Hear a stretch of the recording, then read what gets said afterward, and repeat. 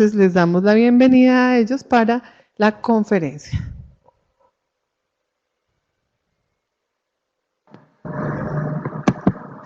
Mucho gusto. Mi nombre es Miguel Ángel Vargas Hernández.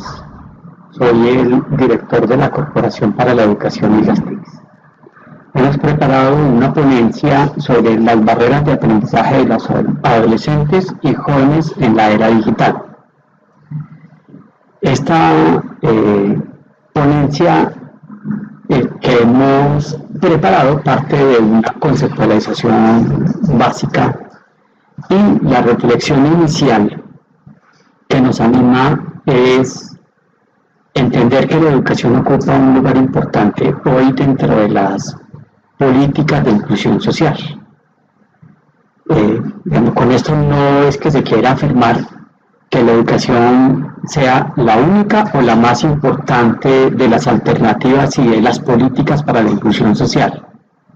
Pero lo que la experiencia viene mostrando es que existe una relación muy importante entre la exclusión educativa y la exclusión social. La exclusión social, tal y como la entendemos, va mucho más allá de la pobreza, ya que tiene que ver con la ausencia de participación en la sociedad y con la falta de acceso a bienes básicos y a redes de bienestar social. Cuando una persona tiene este tipo de ausencias, obtiene ese tipo de limitaciones, el acceso a los bienes básicos y a las redes de bienestar social, entonces esto tiene como consecuencia que quede, entre comillas, fuera de la sociedad y que su vida sea una vida que esté por debajo de niveles de la dignidad, de la igualdad y de la equidad. Algo que hoy en día todos consideramos, cualquier persona, cualquier ciudadano, cualquier niño, cualquier joven tiene derecho, o sea, todos tenemos derecho a ser parte de las redes sociales y todos tenemos derecho a tener unos mínimos bienes básicos.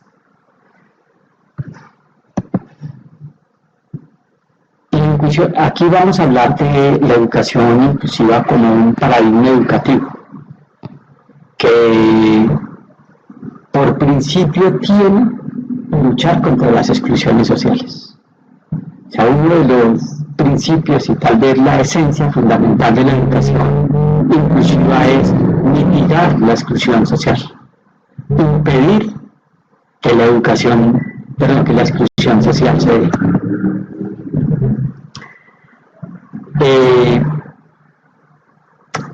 Cuando una persona no tiene la posibilidad de una participación plena o parcial en la vida social, en la vida económica y cultural, porque no se le respetan sus derechos o porque le hacen falta derechos, porque no cuenta con los recursos o las capacidades básicas y fundamentales, cuando estos factores ocasionan algún nivel de marginalidad, entonces nosotros consideramos que es absolutamente indispensable la inclusión social, que no es otra cosa más que lograr que las personas puedan gozar y disfrutar de una vida segura, una vida productiva, independiente de las diferencias que puedan existir entre las personas.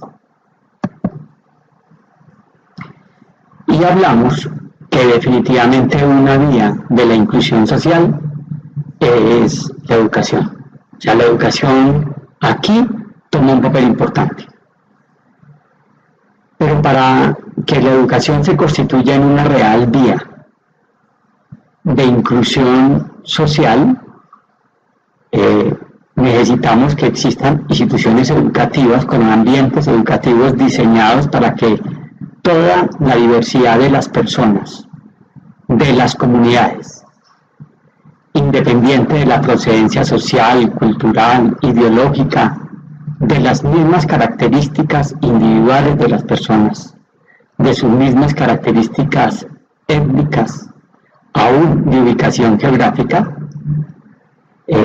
independiente de todo esto, esas instituciones educativas sean capaces de brindar los ambientes de aprendizaje que les permitan a las personas ser, desarrollarse y una oportunidad para el aprendizaje. O sea, que sean instituciones educativas que de manera real satisfagan las necesidades de aprendizaje de los individuos, de las comunidades, de las familias. Por eso consideramos que uno de los retos importantes de las instituciones educativas es garantizar el servicio educativo público a los niños, a las niñas, a los adolescentes, a los jóvenes, inclusive a los adultos, y sobre todo garantizar una educación inclusiva, o sea, una educación para todos, una educación de calidad, pertinente, que corresponda a sus contextos, donde sea posible el aprendizaje, la participación. Hay, hay diferencias muy importantes y hay momentos que han sido marcados paradigmáticamente en la educación. El momento que hoy se quiere construir y el paradigma en el que hoy se desea avanzar es el paradigma de la educación inclusiva, o sea, una educación para todos.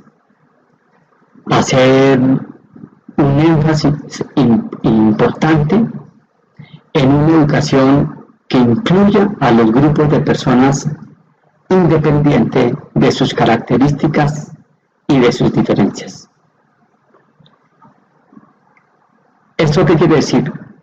Quiere decir un paradigma educativo donde la educación se concibe como un proceso que permite abordar y responder a la diversidad de las necesidades de los estudiantes a través de la identificación de las barreras de aprendizaje, con el único propósito de identificarlas y eliminarlas para darles una mayor participación en el aprendizaje, para permitirles y crear los espacios, generar los ambientes para que esos estudiantes puedan participar, puedan ser, se puedan expresar y de esa manera mitigar o reducir al máximo la exclusión.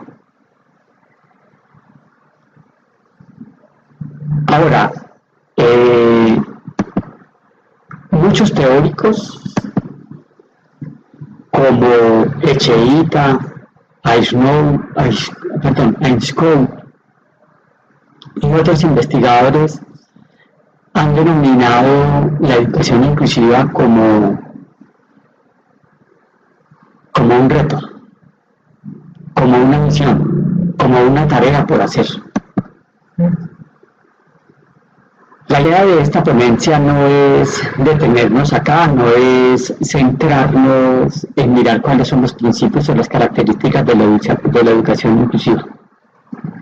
La idea de esta ponencia, de manera fundamental, es mostrar que tal vez hoy urge y se necesita adoptar los principios del paradigma de la educación inclusiva a la educación para poder incluir al grueso de la población, especialmente a los adolescentes y a los jóvenes, quienes creemos son hoy una población excluida, una población a la cual se le construyen intencional e intencionalmente muchas barreras de aprendizaje. Y muchas de esas barreras de aprendizaje se van generando en la misma cultura organizacional, en la misma cultura escolar, por el profundo o por el desconocimiento que existe de las características de los jóvenes, de las características de los adolescentes e inclusive de las características de los niños. Cuando se hace una revisión juiciosa de la literatura, de las diferentes publicaciones que se hacen bajo el título de la educación inclusiva, uno comienza a advertir que no existe un consenso claro, que no hay la suficiente claridad conceptual, que inclusive los profesionales de la educación tenemos concepciones muy diferentes e imaginarios muy diferentes de lo que es la educación inclusiva. Para algunos la educación inclusiva sigue siendo una educación específica y particular que se diseña y se desarrolla para personas que tienen algún tipo de discapacidad o para personas que pertenecen a un grupo étnico determinado o una población específica que se dirige a alguna población en particular, o una educación que se sustenta en programas especiales o para poblaciones especiales que históricamente han sido excluidas de la educación, pero no como una educación que se sustenta en principios más universales, en principios más equitativos, una educación que se preocupa por garantizar un mínimo de calidad educativa, por la construcción de un sujeto básico que represente a una sociedad con dignidad. Pues cuando uno comienza a mirar, se da cuenta que existe una incomprensión de lo que es la educación inclusiva en el gobierno nacional, en las autoridades educativas locales, en las autoridades educativas nacionales, en los directivos docentes, en los docentes, e inclusive no existe ni siquiera una pedagogía para que haya una comprensión de lo que es la educación inclusiva, aún dirigida a los niños, a los jóvenes o a las familias. Sobre eso no existen esas intenciones. O sea, nosotros no ilustramos a los niños, a los profesores, a los adolescentes y a los jóvenes sobre el paradigma de la educación inclusiva. Y sobre esto no se avanza mucho.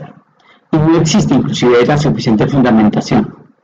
Aún revisando muchos de los programas de licenciatura en educación que hay, esto ni siquiera existe, digamos, allí mismo no hay una claridad sobre esto.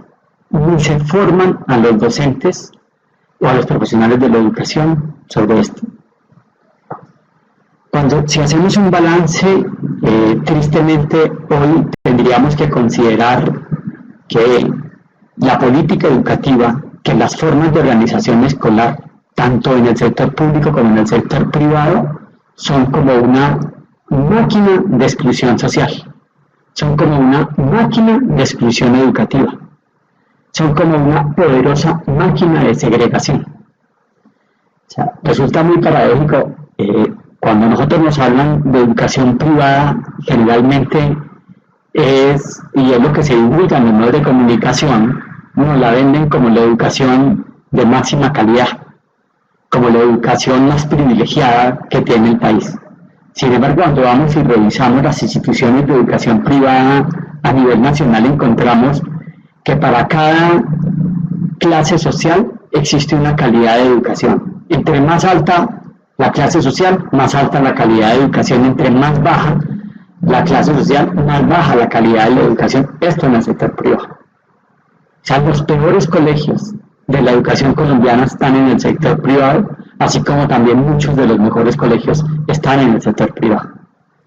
Allí se comienza a configurar una segregación y ahí se comienza a configurar una máquina de las exclusiones. Como comenzamos introduciendo esto, la educación es una vía para la inclusión social, pero a su vez también puede ser una vía para la exclusión social. Ahora, la tesis fundamental de esta ponencia es que hoy en día existe un desconocimiento grande de las características del ser del sujeto de la educación. O sea, hoy los profesores, las autoridades educativas, los directivos docentes e incluso la misma familia tenemos un alto nivel de desconocimiento de las características de los jóvenes, de los estudiantes. Nos cuesta trabajo entender muchas de sus manifestaciones. Nos cuesta y nos resistimos a comprender lo que a ellos les interesa. Inclusive nos esforzamos por hacer estudios para saber cómo piensan, cómo sienten, cómo aman, cómo leen, cómo interpretan la realidad, cómo la representan, dónde están sus gustos y sus placeres, cuáles son las nuevas formas de comunicación, de participación y de ser. Y en la mayoría de las veces y en la mayoría de los casos tenemos unos imaginarios que terminamos imponiéndolos y creamos protocolos y reglamentos para obligarlos a que sean como realmente nosotros queremos que sean y no como realmente ellos son. Y consideramos que esta actitud, este comportamiento y esta forma práctica de conducir y orientar la educación lo que hace es que en la cultura organizacional, en los métodos mismos que diseñamos para la enseñanza, en los ambientes que construimos para el aprendizaje o que diseñamos para el aprendizaje, allí mismo lo que estemos haciendo es construyendo barreras de aprendizaje para los estudiantes. Cada día estamos más convencidos que muchas de las actuaciones, decisiones, metodologías, procedimientos y proyectos que tenemos fracasan porque no tenemos claros quiénes son los estudiantes, cuáles son sus características. En general, sí hay un alto desconocimiento de la forma como piensan, cómo viven, cómo aman, cómo estudian, aprenden, socializan y producen el conocimiento. Pareciera que estamos en un momento histórico en el que existe una política activa sin sujeto. Un enorme grupo, y hay que reiterarlo, de docentes y directivos docentes no saben o no comprendemos con profundidad quiénes son nuestros estudiantes. Y no existen las suficientes líneas y los suficientes proyectos de investigación para averiguarlo. Cuando comenzamos a consultar algunos estudios, y por eso la invitación para que lean la ponencia, o sea, en la ponencia escrita, aquí estamos haciendo un resumen, pero en la ponencia escrita son varias las páginas que dedicamos a hacer la conceptualización de qué es un joven, cuáles son las características de los jóvenes, cómo se diferencian los jóvenes de los adolescentes según la misma política pública y según las prácticas y los estudios socioculturales que se han hecho sobre esta población. En esas mismas consultas comenzamos a darnos cuenta de aspectos que son realmente importantes. Si nosotros miramos a nivel latinoamericano y aún a nivel colombiano, vemos que los adolescentes y los jóvenes se caracterizan por una actitud positiva frente al cambio, por una acción innovadora en sus procesos de participación, de comunicación. Vemos que son generaciones sensibles a los aspectos ecológicos y medioambientales y a sus preocupaciones políticas no se limitan de forma exclusiva a las poblaciones que ellos representan o a su ser, sino que trascienden a los animales, a la naturaleza, a las plantas, a los ríos, los lagos, las montañas, y que ellos manifiestan una sensibilidad y una preocupación que denota una nueva axiología. Ellos le asignan una importancia importante a la vida, a las nuevas manifestaciones de la vida, y se comprometen en el estudio, en la investigación y en la defensa, y están dispuestos a dar su vida por los animales, por los ríos, por los lagos, por los árboles. O sea, si hay hay diferencias muy marcadas entre las nuevas generaciones, por lo menos desde los últimos 60 años. Han manifestado una gran capacidad creativa, una insatisfacción con lo existente y un mayor compromiso con la innovación.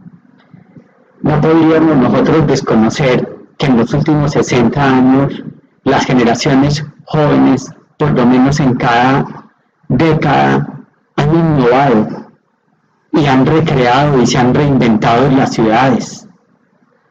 Se han reinventado las producciones culturales, han transformado la vida humana, han transformado la comunicación y han transformado las formas de estar juntos. Los adolescentes y los jóvenes han ideado nuevas formas para capitalizar con mayor posibilidad la construcción de las redes virtuales en torno a innumerables temas y han desarrollado unas nuevas habilidades que han transformado su cognición. Habilidades, por ejemplo, en la memoria. Se comportan como multitudes inteligentes. Han ideado a través de las formas nuevas, a través de las redes, nuevas formas de hacer política, de manifestarse socialmente, y han hecho una reinvención de la dinámica política. Ya ellos no siguen nuestro camino de manera exclusiva, por ejemplo, a la consulta de la memoria histórica y a tener una memoria de recuerdo. Han logrado desarrollar una memoria relacional y hoy en día le han dado preponderancia importante a esa memoria relacional.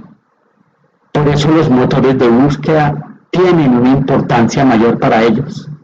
Tan importante es un libro, tan importante es una biblioteca como un motor de búsqueda, y tal vez el motor de búsqueda hoy en día, por su inmediatez, por la facilidad para llegar a la información que requieren y para hacer el esfuerzo de averiguar qué tan útil y qué tan importante y cómo la pueden usar, que desde todo punto de vista significan unas nuevas habilidades para el manejo y uso de la información. Para Martin Oppenhauer, la propia juventud está definiendo lo que nosotros denominamos la inclusión social. Para muchos jóvenes, la inclusión social no radica exclusivamente en el empleo y en el acceso a la educación social, sino cada vez en lograr comunicarse a distancia, en poder integrarse a nuevos espacios físicos, en cada vez hacer parte de migraciones, en gestionar nuevos recursos, nuevos servicios, tener unas participaciones colectivas, una mayor presencia y una mayor participación.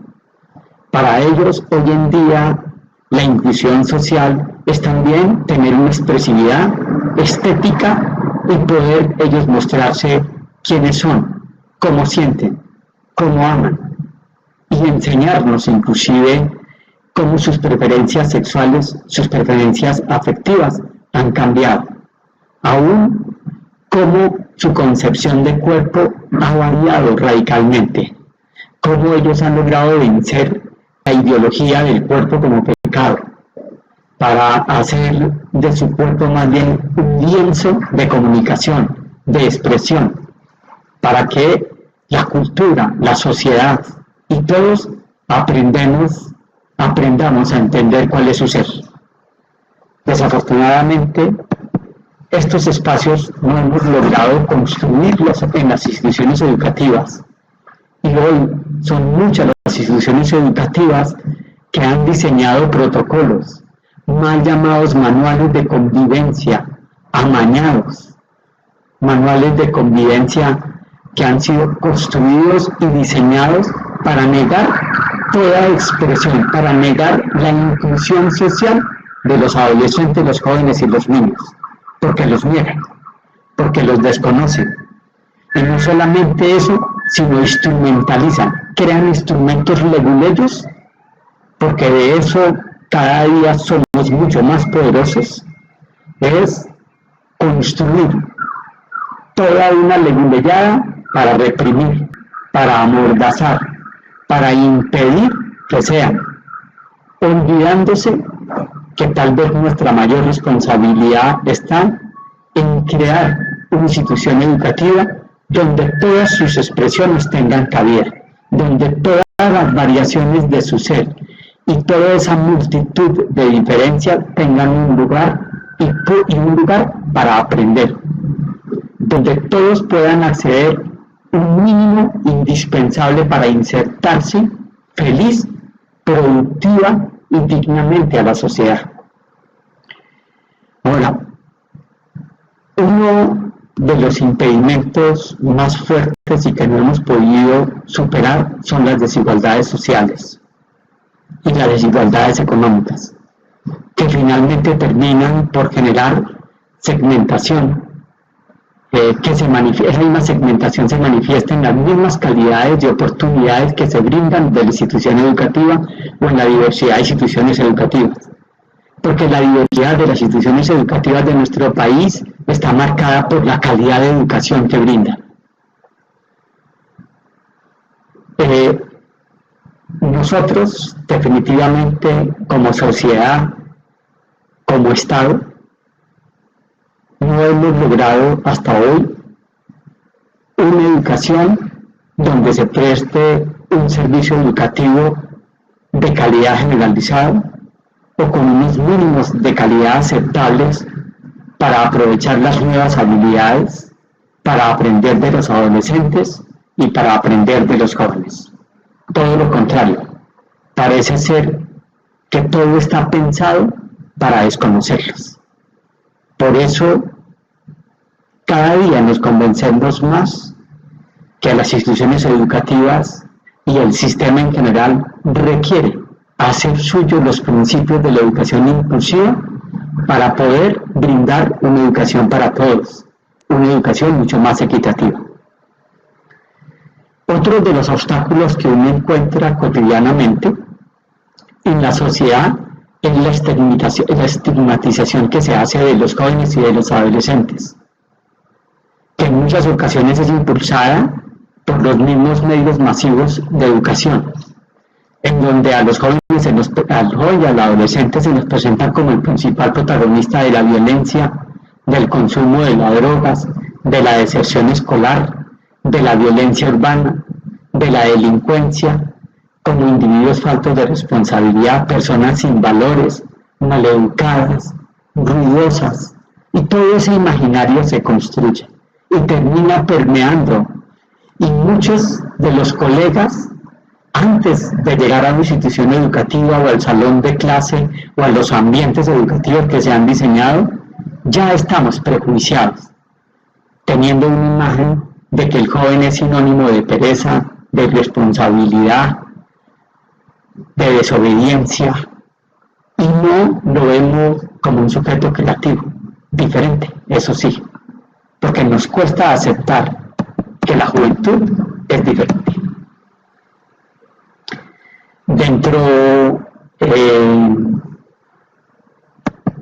Son variados todos esos impedimentos. Por eso es importante la reflexión de Michel Serres, cuando él nos habla y nos dice que definitivamente hoy los adolescentes y los jóvenes son un reto para la educación.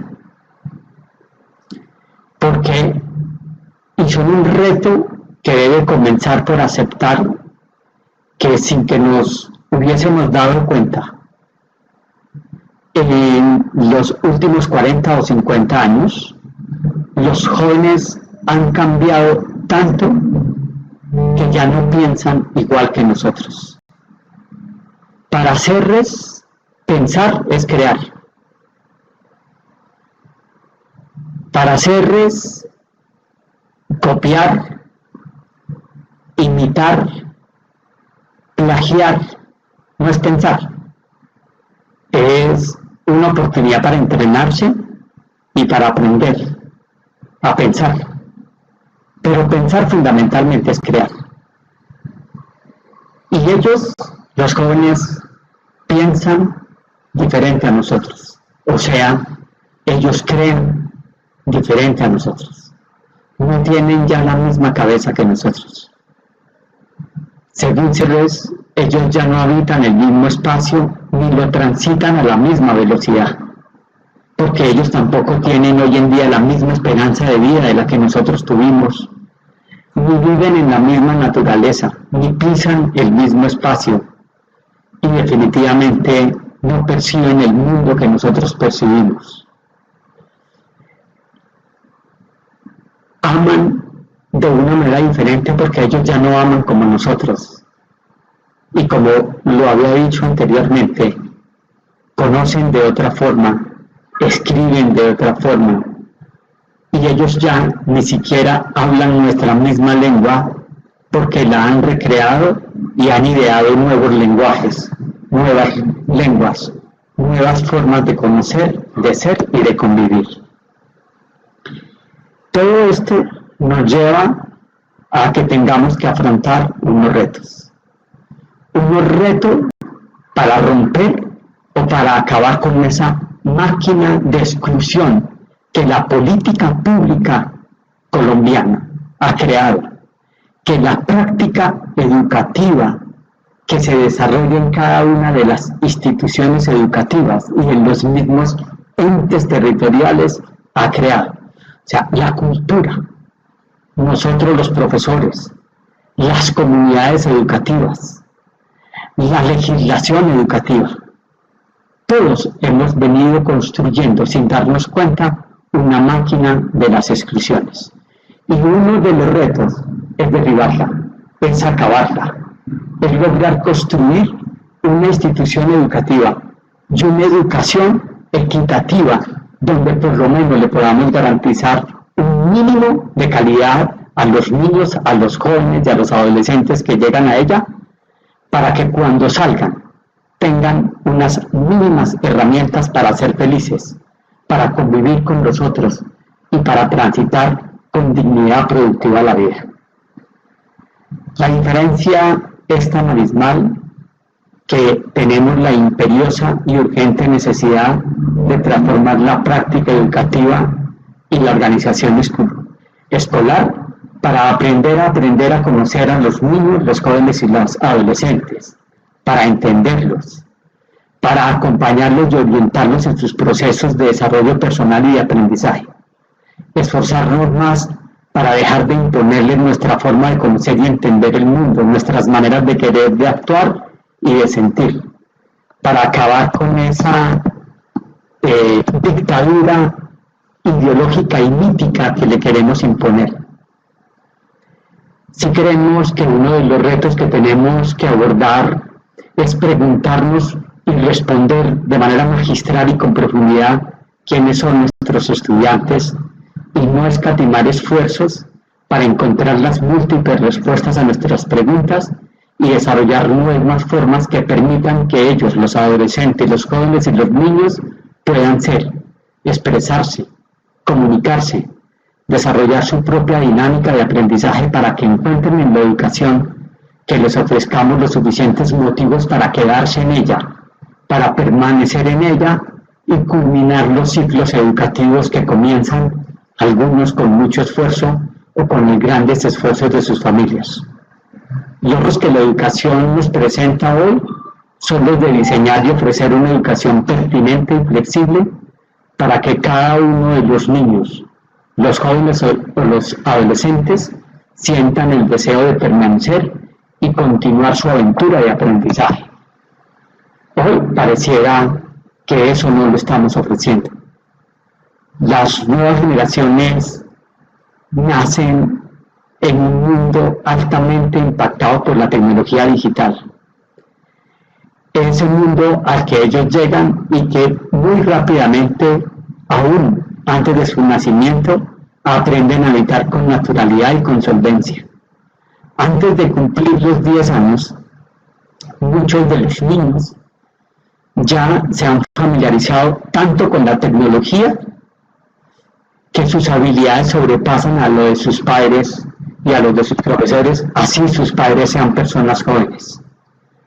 Su familiaridad con la tecnología digital es tan sorprendente que a los primeros años de vida ya dan clases magistrales sobre su uso, y ya en la familia y en las instituciones educativas comenzamos a darnos cuenta y a percibir que los niños hacen un uso de la misma tecnología de sus padres o de sus profesores de manera totalmente diferente, con intereses diferentes y con habilidades diferentes.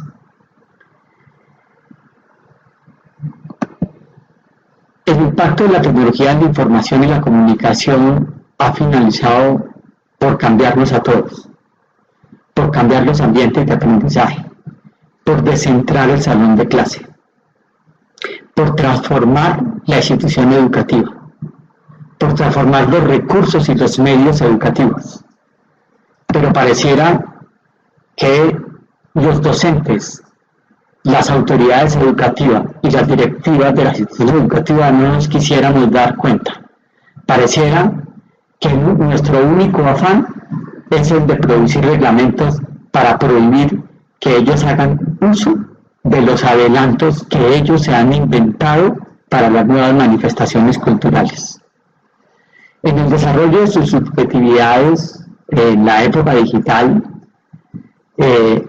los cambios en su concepción de la velocidad, del espacio, la ruptura de la secuencialidad lineal en la lectura, la apertura de la pluralidad de los rumbos, el desvanecimiento de las jerarquías en la lectura, del margen, del manejo del texto, del cuaderno y del libro con margen, con espacios, con tiempos y con un centro.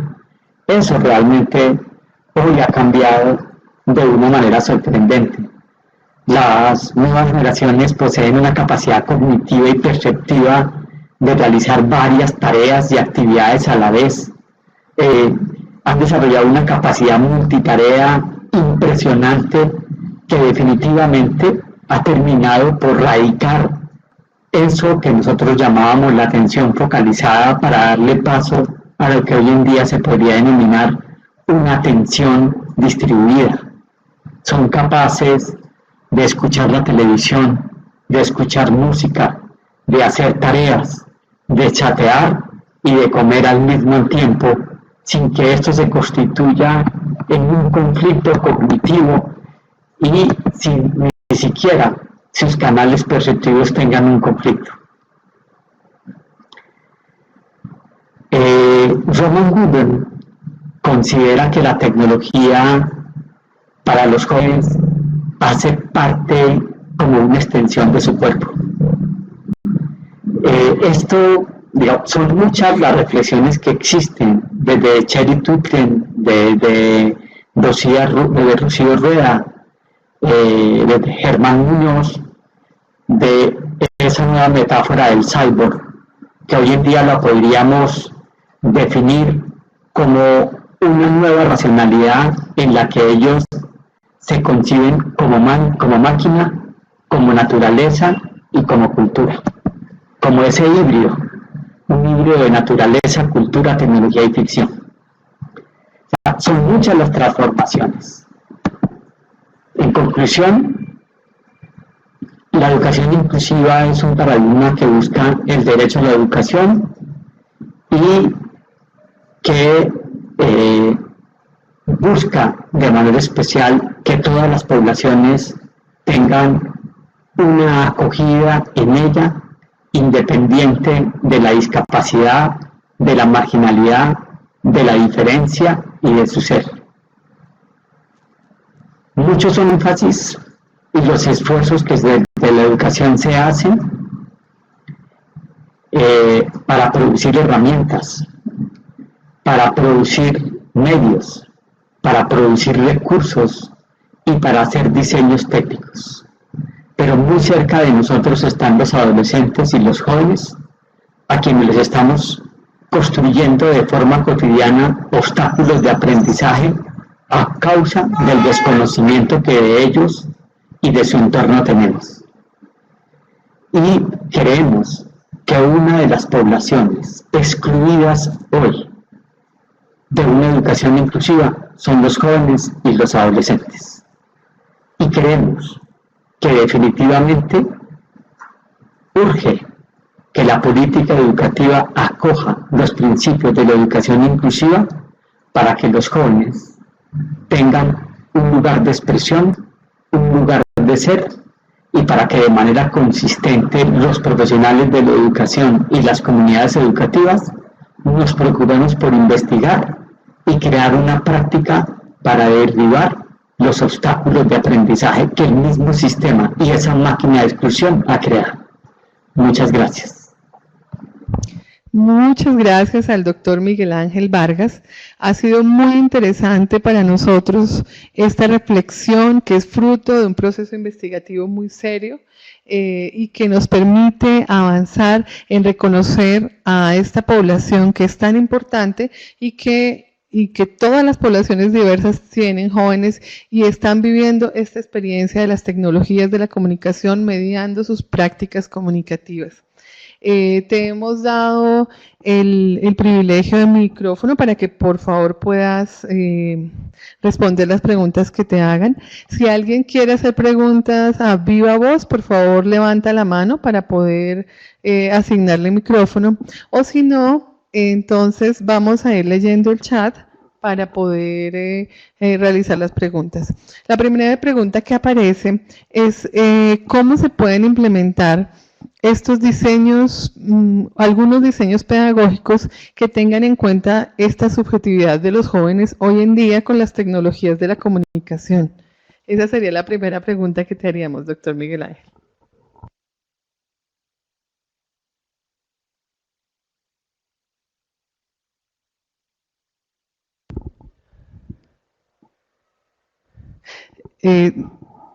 No te escuchamos, ¿será que falta activar el micrófono? En la parte superior de la conferencia, del espacio de la imagen de la conferencia, en la parte superior está el micrófono. Es importante que cuando se asigne el micrófono, por favor lo activen para poder comunicarse. ¿Sí? Entonces vamos a mirar.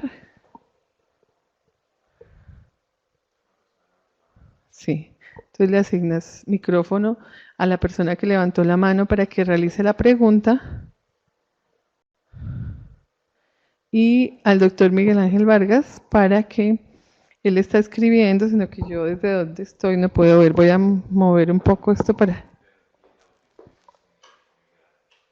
Sí, porque no he activado el micrófono. Es necesario que actives tu micrófono, Miguel Ángel, en la parte superior de la web conference. Está un micrófono pequeño, es necesario que configures el sonido, tanto el audio como el micrófono para que tú puedas hablar.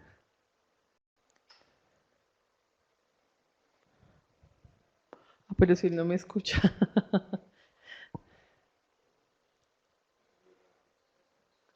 ¿Cómo hacemos para explicarle? Sí, escríbele que por favor se ubique encima del micrófono que aparece en la parte superior de para que él pueda respondernos. O si no que, sí, pero es mejor. El sonido se puede, ubicándose sobre, él no escucha, por eso el sonido, activando tanto el micrófono como ¿cómo es eso? Bueno, los iconos que aparecen en la parte superior de cámara, micrófono y audio. Sí. Ay, lástima que está sin sonido.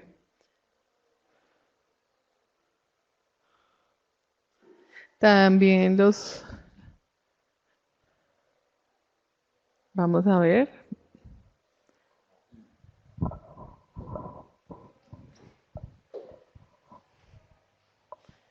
O si no, pues entonces, ay, no tiene audio la profesora María Cristina Laplagne.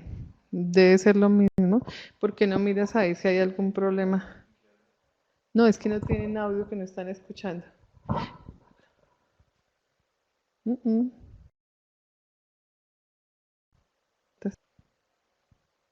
¿Cómo está el audio en este momento? Queremos saber.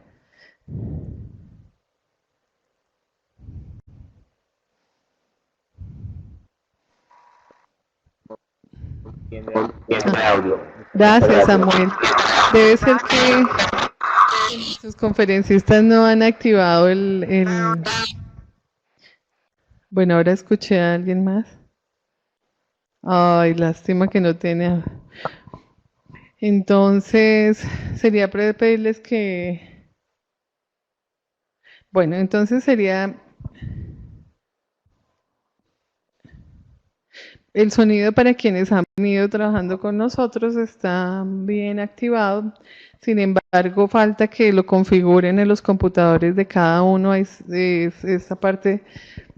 Por eso es que siempre hemos dicho que desde un tiempo antes de iniciar la conferencia entramos a hacer estas pruebas, pero también comprendemos los problemas de tiempo que tienen personas tan ocupadas, obviamente, que nos hacen el gran favor de acompañarnos aquí. Entonces, lo que voy a proponerles es que ustedes escriban por el chat sus preguntas. La primera pregunta para el doctor Miguel Ángel sería, ¿cómo se puede materializar en diseños pedagógicos?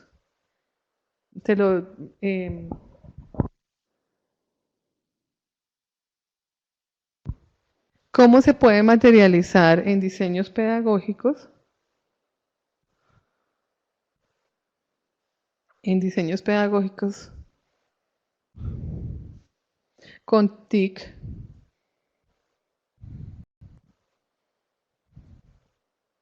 el reconocimiento de la subjetividad de los jóvenes.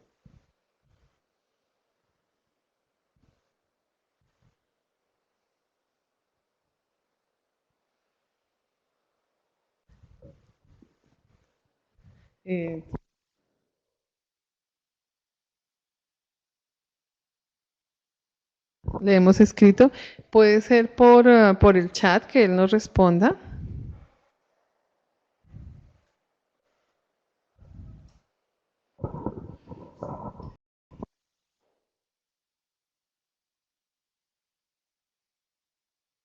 También si tienen otras preguntas, pueden irlas escribiendo para que él pueda respondernos a través del chat en este momento.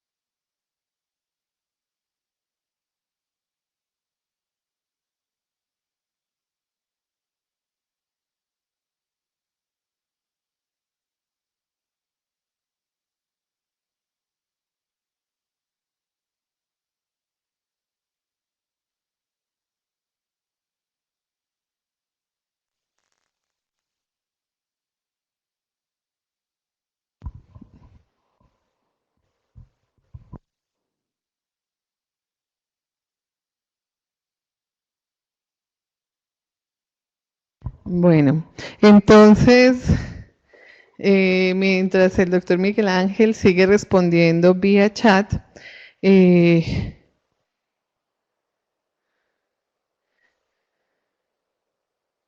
vamos a colocar la siguiente presentación que tiene que ver con un proyecto de investigación que está en su etapa inicial.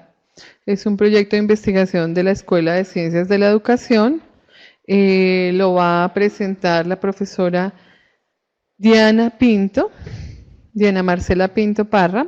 Es un trabajo que hemos realizado en el Grupo Umbral y que busca también aportar en esta construcción de comprensiones sobre la narrativa visual en los cursos de la Universidad Nacional Abierta de Distancia UNAD en la Escuela de Ciencias de la Educación. Esta es en formato de presentación. Entonces, bueno, de todas maneras quiero aclarar antes de continuar que todos los enlaces de las conferencias van a quedar dentro del espacio web del seminario para que después las puedan retomar y como nos ha sucedido en años anteriores, para que puedan profundizar en el trabajo y tenerlos como un material para otras reflexiones. Entonces continuamos con la profesora Diana Marcela Pinto.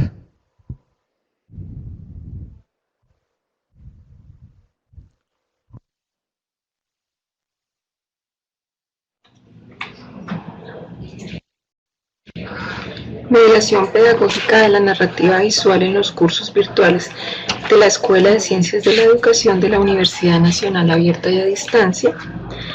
La siguiente ponencia está basada en el proyecto de investigación llevado a cabo sobre este tema, el cual se encuentra en la etapa inicial, realizado por las profesoras Sandra Acevedo, Astrid Lemos y quien les habla, Diana Marcela Pinto.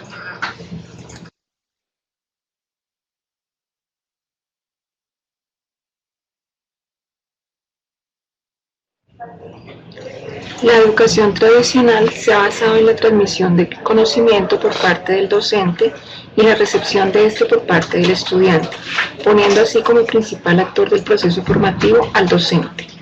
A pesar de que en la actualidad se habla de pedagogías alternativas y didácticas innovadoras, no es mucho lo que se ha avanzado en cuanto al papel central que debería tener el estudiante en su proceso formativo. Por ello, la apatía acompaña muchas aulas, tanto presenciales como virtuales, donde el único objetivo de los estudiantes es aprobar las asignaturas, dejando de lado un proceso significativo de apropiación y transferencia del saber. Sumado a lo anterior, se ha concebido que el conocimiento se construye solamente desde el lenguaje verbal y las estructuras de la lógica formal, dejando de lado las posibilidades que brindan recursos como la narrativa visual en los procesos argumentativos y las nuevas formas de comunicación. Esta situación condena a la rutina el proceso formativo, pues los docentes realizan en su mayoría actividades basadas en la revisión documental y la lectura de textos, pidiendo tareas que solo dan cuenta de la apropiación de los contenidos.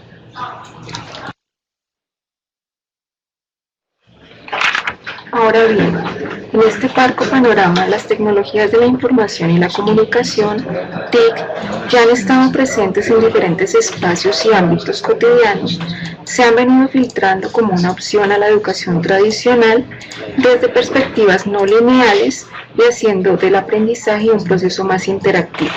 Se ha propuesto en muchas instituciones de diferentes ciclos académicos la incursión de recursos de Internet para contribuir a la alfabetización digital y apoyar los procesos pedagógicos y didácticos con miras a incentivar el aprendizaje significativo de los estudiantes. Es una realidad que las generaciones jóvenes tienen una mejor disposición al uso de distintos dispositivos móviles y herramientas informáticas, como lo afirma Acevedo, tanto que hacen parte fundamental de sus interacciones sociales.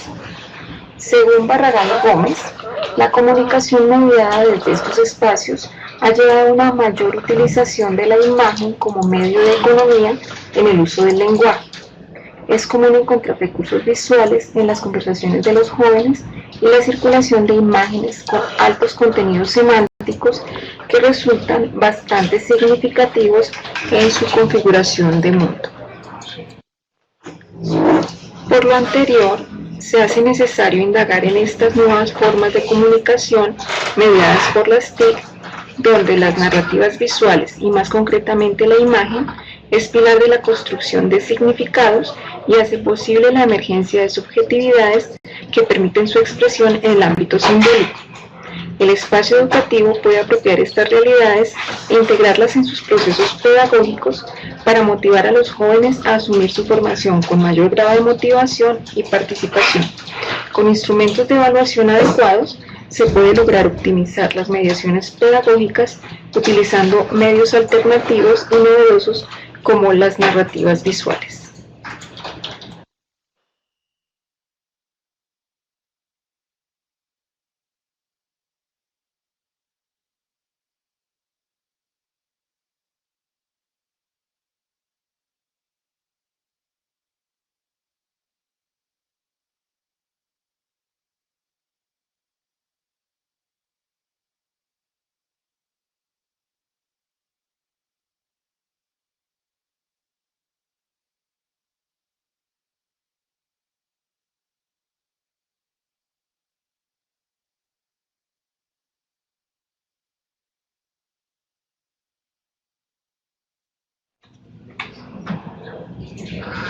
Mediación pedagógica de la narrativa visual en los cursos virtuales de la Escuela de Ciencias de la Educación de la Universidad.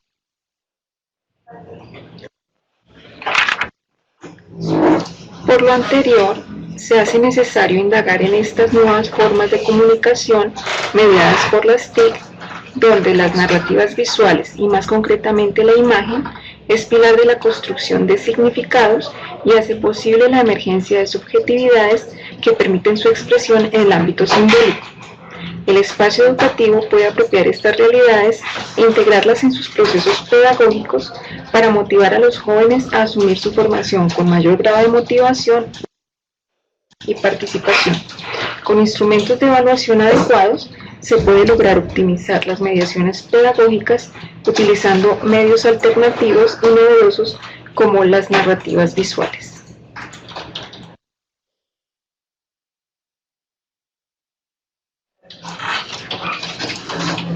Es así como la investigación pretende abordar la siguiente pregunta: ¿cómo explicitar la mediación pedagógica en la narrativa visual en los cursos virtuales de la ESEDU? Lo cual se desarrolla a través de la indagación en los cursos introductorios de las licenciaturas para establecer la pertinencia de la aplicación de la narrativa visual como alternativa pedagógica en la educación virtual. El proyecto para la Universidad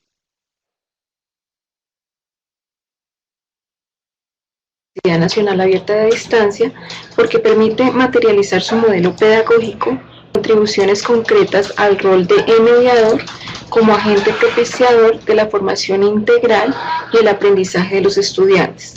Siendo la UNAD una institución bandera en la educación virtual, tiene el compromiso de investigar sobre las didácticas más apropiadas para este tipo de modalidad educativa, innovando acorde a las potencialidades y necesidades de las sociedades actuales marcadas por la utilización de la imagen y las nuevas tecnologías. Asimismo, aprovechando las nuevas dinámicas de interacción y comunicación llevadas a cabo en espacios virtuales, principalmente por jóvenes, donde el uso de la imagen es pilar de la construcción de significados y trasciende el uso del lenguaje verbal, es pertinente integrar la narrativa visual a la reflexión y planeación pedagógica como perspectiva y posibilidad enriquecedora en los procesos educativos mediados por las TIC, en la motivación y el pensamiento reflexivo, crítico y creativo en los estudiantes. También el proyecto busca que de darse una implementación de la narrativa visual como mediación pedagógica se haga de manera pertinente, potenciando las posibilidades de éxito en la formación de los estudiantes acorde a los objetivos planteados en cada área de formación.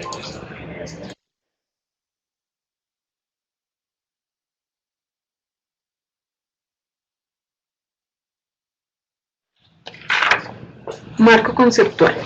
La educación contemporánea batalla con las mutaciones que se generan en los jóvenes debido a lo que varios autores denominan la sociedad de la información. Según Martín Barbero, abro comillas, significa en términos mundiales la puesta en marcha de un proceso de interconexión mundial que conecta todo lo que informacionalmente vale, empresas e instituciones, pueblos e individuos, al mismo tiempo que desconecta todo lo que no vale para esta razón. Estamos ante la más profunda reorganización de los centros de poder que dotan de valor a lo que hoy entendemos por mundo. Cierro comillas. Desde la revolución tecnológica que vivimos se ha modificado nuestra concepción del mundo, nuestras tradiciones, las formas de trabajo y principalmente la forma en la que nos comunicamos. La concepción de la sociedad de la información que propone el autor implica trascender la mirada instrumental a este fenómeno que contempla solo el uso de artefactos tecnológicos por una en la que prevalece el valor del conocimiento y la innovación. Por otro lado, Leguizamón considera que en el contexto actual se requiere de una alfabetización digital, en la cual se promueven destrezas acordes a las nuevas formas en las que nos comunicamos, dentro de entornos con nuevas estéticas y características. Para convertir los flujos constantes y abundantes de información en conocimiento, es necesario comprender que las tecnologías ya están presentes en las aulas y entornos educativos a través de la experiencia y percepciones que traen consigo los sujetos que en su cotidianidad están sumergidos en ellas. El ámbito educativo tiene la creciente necesidad de posibilitarles a los jóvenes una proyección social efectiva en esta sociedad de la información. Retomando a Álvaro, se tomará la concepción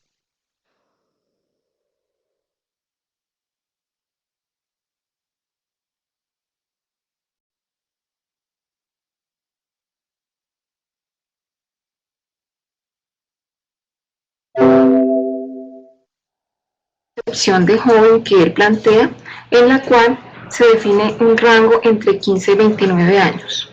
Abro comillas, esta generación, nacida a caballo entre finales del pasado siglo e inicios del presente, está creciendo en medio de las rápidas y profundas transformaciones producidas por la revolución tecnológica de carácter digital. Cierro comillas. La forma en la que se comunica esta generación define su cultura y su subjetividad. La rapidez en la que fluye la información hace que los conocimientos quieran ser adquiridos de forma mucho más inmediata.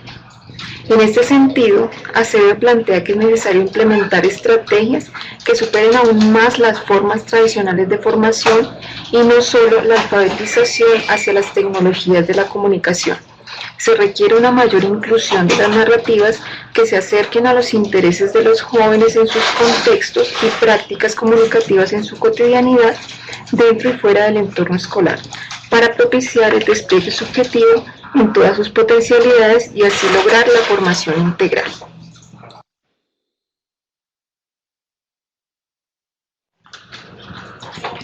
En palabras de Gutiérrez Castro, se propone una reflexión en torno a la distancia que se ha generado entre la cultura escolar y la cultura juvenil que se vive en la sociedad actual y las configuraciones subjetivas que se generan fuera de las instituciones educativas. Define una categoría importante para el presente estudio que es la subjetividad, abro comillas, entendida como producción simbólico-vivencial desde distintas instituciones y relaciones del sujeto con el otro, cierro comillas. Desde una mayor comprensión de las experiencias que vivencian los jóvenes en su vida cotidiana, se demanda que los procesos educativos integren lo que la autora denomina la cultura de la imagen, ya que desde la imagen se constituyen las narrativas visuales que dominan las formas de comunicación actual, con un papel esencial en la configuración de subjetividades de los jóvenes y su aprendizaje. Según Gutiérrez Castro, las particularidades de los jóvenes que se evidencian en la cultura escolar y en su vida social fuera de las instituciones están plasmadas en las narrativas visuales. Cito, un lenguaje que más allá de mostrar formas de acción, hace posibles procesos de comunicación donde los seres humanos modifican su visión de la realidad y se manifiestan socialmente cuando, mediante una imagen, dan a conocer su ideología y subjetividad, cierro comillas. La imagen se constituye en un elemento esencial en los procesos de comunicación de los jóvenes y en su configuración de subjetividades, ya que desean comunicarse de una forma inmediata y sencilla. En este panorama encontramos que la importancia de la imagen visual ha sido tal vez subvalorada en los ámbitos educativos, a pesar de su evidente impacto e influencia en la sociedad actual. acorde con los autores Barragán y Gómez, cito, dos factores, el cultural y el epistemológico, han ejercido una enorme influencia en la desconfianza mostrada por los sistemas educativos y la denominada gran cultura hacia los lenguajes basados primordialmente en signos visuales en la formación de los ciudadanos, cierro comillas. La imagen se considera como un elemento que no genera mayor reflexión en los procesos educativos, por ello, se hace difícil integrar las narrativas visuales de una manera más compleja en los procesos de formación de los jóvenes en instituciones educativas.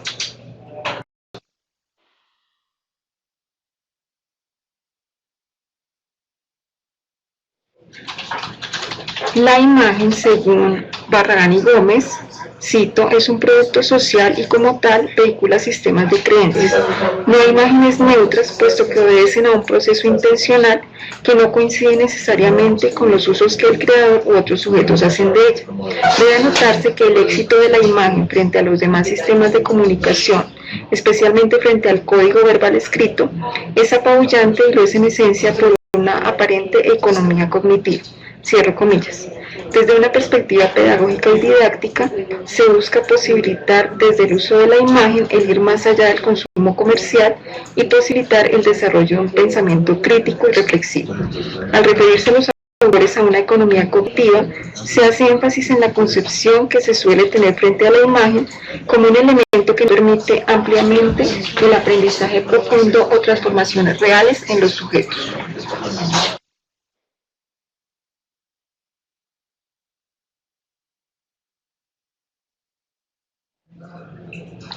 Es posible crear imágenes que desde ciertas características nos posibiliten escenarios críticos y reflexivos en los procesos de formación. Para ello es necesario establecer criterios y dimensiones que nos permitan evaluar las imágenes y las narrativas visuales que utilizan con más frecuencia los docentes en los procesos educativos con los jóvenes. Barragán y Gómez establecen para el estudio de las caricaturas ciertas dimensiones que permiten una lectura crítica de las mismas. Se tomarán esas dimensiones para analizar la pertinencia de las imágenes e incluirlas en las narrativas visuales que se proponen. Las dimensiones son dimensión simbólica, cuando la imagen se utiliza como un medio para representar unos símbolos específicos. Dimensión psicológica, indagando en la forma de conocimiento que propone o contiene la imagen. Dimensión sociocultural, hace relación a qué época y contexto en particular se sitúa. Y dimensión axiológica, que hace referencia a cuáles son las posiciones evaluativas de la realidad que posibilita la imagen. Estas categorías entonces están basadas en los planteamientos de Barragán y Gómez. Desde estas dimensiones se ha buscado crear un instrumento que sirva de herramienta a la comunidad educativa y como base para evaluar y construir mediaciones pedagógicas con narrativas visuales, específicamente las imágenes en los procesos de formación en educación superior para potenciar la significación y el sentido de la experiencia de los sujetos en formación.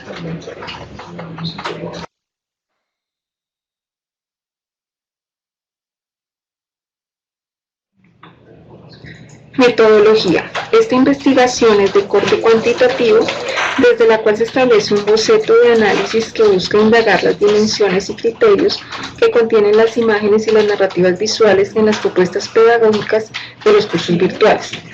Para su desarrollo se plantea una investigación evaluativa, la cual, según Hurtado, consiste en, abro comillas, indagar si los objetivos que se han planteado en un determinado programa o proyecto están siendo alcanzados o no, y descubrir cuáles aspectos del proceso han contribuido o entorpecido el logro de dichos objetivos. Cierro comillas. Asimismo, Schumann, citado por Correa, Puerta y Restrepo, menciona lo siguiente acerca de la investigación evaluativa. Cito: la investigación evaluativa es un tipo especial de investigación aplicada cuya meta, a diferencia de la investigación básica, no es el descubrimiento del conocimiento. Poniendo principalmente el énfasis en la utilidad, la investigación evaluativa debe proporcionar información para la planificación del programa, su realización y desarrollo. La investigación evaluativa asume también las particulares características de la investigación aplicada que permite que las predicciones se conviertan en un resultado de la investigación. Las recomendaciones que se hacen en los informes evaluativos son, por otra parte, ejemplos de predicción, cierro comillas. La validez del instrumento se determinará por juicio de expertos y la confiabilidad del instrumento se dará por prueba piloto con grupo de sujetos seleccionados en los cursos elegidos con criterios definidos a partir de las siguientes variables. Según Hurtado, se tienen 5 fases para el desarrollo de la investigación evaluativa. Vemos entonces en la primera fase, en la fase exploratoria, se realizará el informe de rastreo bibliográfico sobre los estudios previstos realizados que abordan las variables del proyecto. También se realiza la indagación de los imaginarios de los jóvenes acerca de la narrativa visual y la mediación pedagógica en los cursos virtuales. Se desarrolla también la exploración de los usos y propuestas pedagógicas con la narrativa visual en los contextos de la educación virtual, particularmente en los cursos de licenciatura seleccionados. En la fase descriptiva se desarrolla la matriz de operacionalización diligenciada para la elaboración del instrumento con criterios y dimensiones encaminadas a una evaluación de la narrativa visual y la mediación pedagógica. También en esta fase descriptiva se diseñará entonces el instrumento. En la fase de sistematización se realiza el informe de sistematización de resultados de la evaluación y los ajustes realizados al formato fruto de la implementación de la prueba piloto del instrumento diseñado. También el informe de sistematización de los resultados. En la fase de análisis se realiza el informe de análisis de la implementación del instrumento y los resultados de evaluar la narrativa visual y la mediación pedagógica de los cursos virtuales. En la fase de evaluación se realiza la presentación del instrumento elaborado en evento académico y artículo publicado sobre los resultados de la implementación.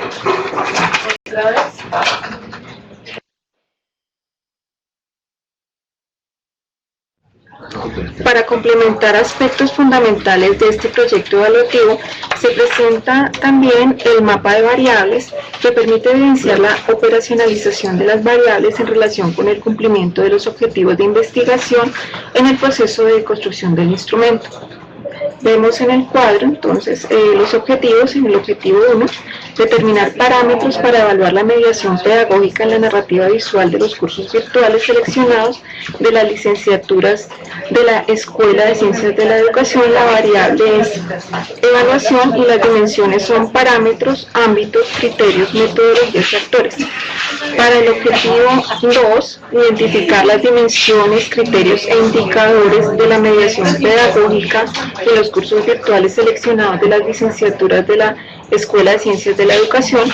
La variable es mediación pedagógica con las dimensiones subjetividad, interacción, tecnología y didáctica digital. En el objetivo caracterizar las dimensiones, criterios e indicadores de la narrativa visual en los cursos virtuales seleccionados de las licenciaturas de la Escuela de Ciencias de la Educación, la variable es narrativa visual y las dimensiones simbólica, psicológica, sociocultural y axiológica. Finalmente, para evaluar la mediación pedagógica y la narrativa visual a través de un instrumento en los cursos virtuales, se realiza el producto de la investigación.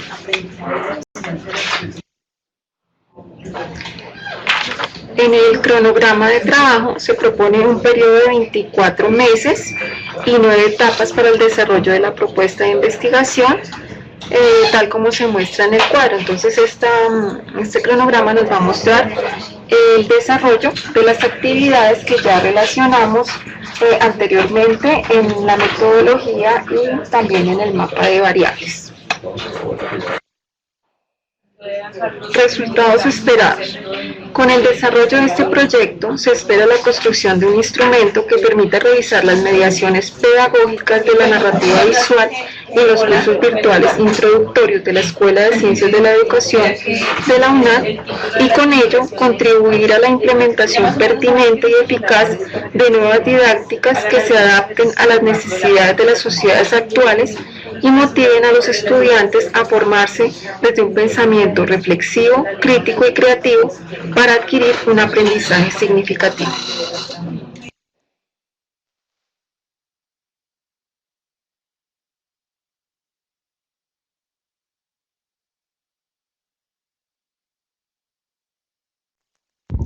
Agradecemos mucho a la profesora Diana Pinto. Pero tienes que prenderme.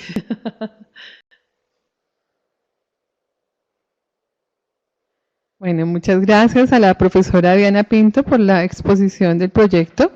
Ahora les pedimos que nos manifiesten sus preguntas para que la profesora Diana Pinto nos pueda responder acerca de este proyecto, las preguntas que puedan tener. Pueden ser escritas por el chat. Hay que darle a la profesora Diana Pinto el micrófono. También de una vez le vamos a dar el micrófono al profesor Jorge Garrido, que ya está para la siguiente conferencia. Con eso él puede ir habilitándolo allá. Entonces, profesora Diana Pinto, ¿cómo está usted?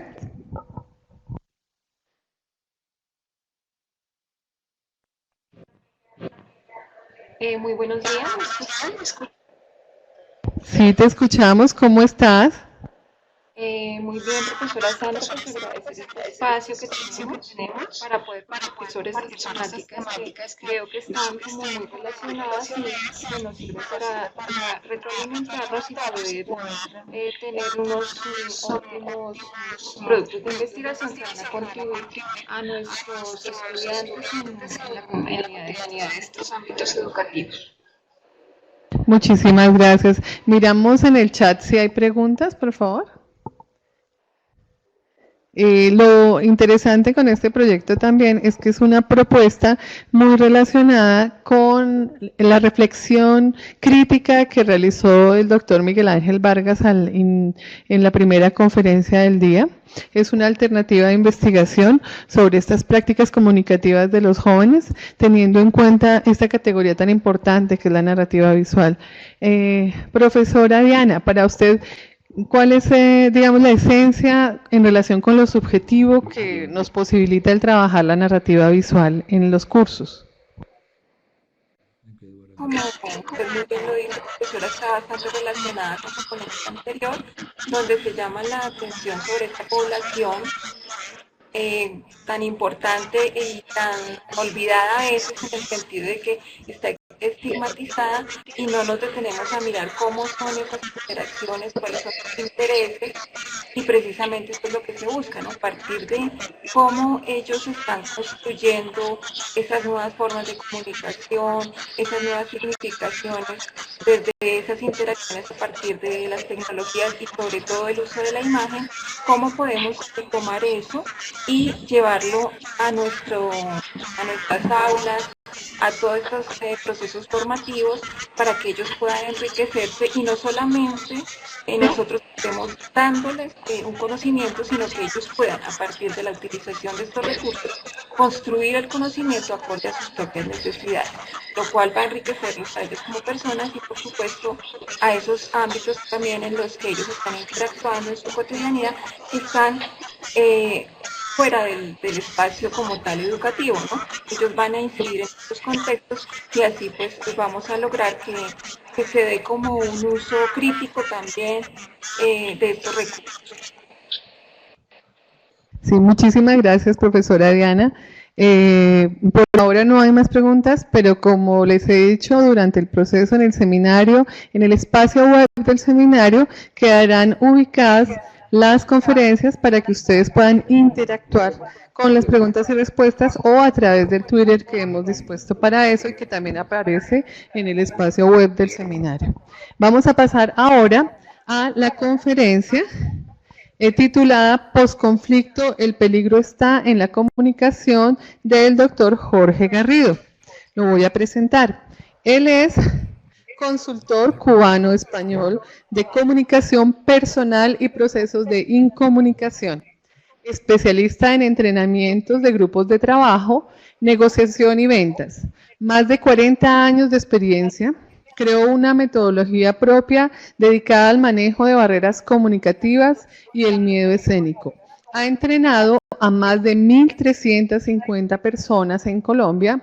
Ha sido profesor de varias universidades colombianas en las que ha dictado pregrados, posgrados, talleres y conferencias como el Colegio de Estudios Superiores de Administración CESA, la Universidad Nacional, la Universidad Javeriana, la Universidad de La Sabana, la Universidad Central, entre otras. Es periodista y escritor. Es autor de la polémica novela La historia secreta de Picasso. Es líder del equipo de trabajo de G Consultores y del Centro de Entrenamiento de Comunicación Inteligente CESI. Le damos la bienvenida, él está comunicado. Le vamos a asignar el micrófono para poder saludarlo. ¿Cómo está, doctor Jorge Garrido? Buenos días, ¿qué tal? ¿Cómo están? Muy bien, te escuchamos perfectamente. ¿Tú quisieras hacernos una breve introducción al video antes de pasarlo? Sí. Bueno, el objetivo del video de esta conferencia, esta propuesta es resaltar la importancia de la comunicación en toda la tarea del conflicto, del entendimiento y la conciencia sobre esta estrategia que va a aplicar Colombia. La importancia de la comunicación, sin comunicación no habrá entendimiento ni buen relacionamiento, vamos a crear una conciencia favorable. Y además es contrastar dispositor de no comprensión, también puede haber ignorancia al posconflicto desde el punto de vista del lenguaje, de la disciplina política, de los argumentos, del manejo de intereses, incluso partidistas y personales. Contrastar un lenguaje opositor con un lenguaje favorable. La importancia de la comunicación. Muchísimas gracias, doctor Jorge Garrido. Ahora entonces pasaremos el video y al terminar le haremos unas preguntas. Muchísimas gracias. Perfecto.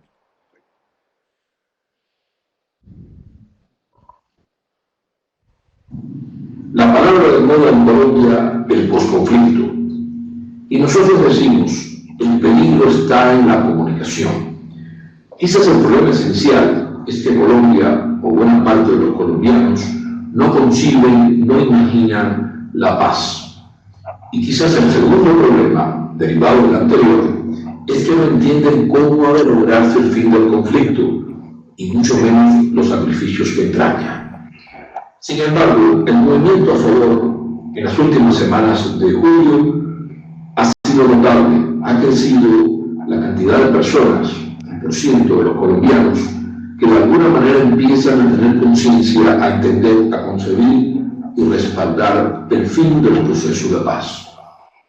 El tema está que alguien convenció a muchos colombianos, en unos momentos a casi todo el país, en que la solución de los problemas de Colombia estaba en la guerra.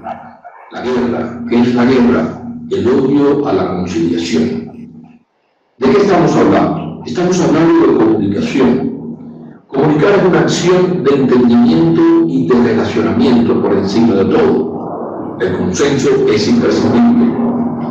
El Papa señaló que es más fácil comenzar una guerra, entender una guerra, que concebir la paz. Las guerras comienzan con un disparo. Sin embargo, una negociación, el fin de una guerra, de un conflicto, es un proceso largo y tedioso. A veces la luz se apaga en el túnel y la falta de esperanza se apodera de casi todos. Algo así ha ocurrido en Colombia. La luz a veces se apaga como cortocircuito y luego vuelve y reaparece. Pero la paciencia, la credibilidad se va agotando. Si es complejo entender el fin de un conflicto, más embarazoso es entender el posconflicto. ¿Qué es un posconflicto? Lo que viene después del fin del conflicto. Para que las armas dejen de disparar, primero las armas tienen que dejar de apuntar. Pensamos que la comunicación en esta etapa se vuelve decisiva, clave.